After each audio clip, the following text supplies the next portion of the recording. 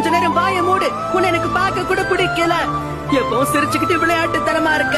எதையும் செய்ய முடியலங்கிற வலியோட நீ வாழ்ந்திருக்கியா? இத பாரு குட்டி பையா, வாழ்க்கையில அழுதுகிட்டே புலம்புறதால எந்த நல்லதும் நடக்க போறது கிடையாது. நாள் முழுக்க உன்ன மாதிரி அழுதுட்டு உட்கார எனக்கும் தெரியும்.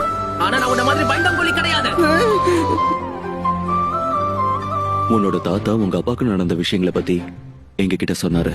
உனக்கு கண்டிப்பா இந்த விஷயம் தெரிஞ்சிருக்காது. ஏன்னா நருட்டோவும் அப்பா இல்லாம தான் வளர்ந்திருக்கான். சொல்ல போனா அவனோட அப்பா அம்மாவை அவன் பார்த்ததே இல்ல.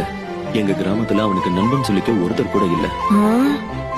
இருந்தாலும் இன்னைக்கு வரைக்கும் அவன் புலம்பியோ அழுதோ வருத்தப்பட்டோ நாங்க பார்த்ததே இல்ல. அவன் தன்னோட திறமைய வளர்த்துக்கணும்னு முயற்சி பண்றான்.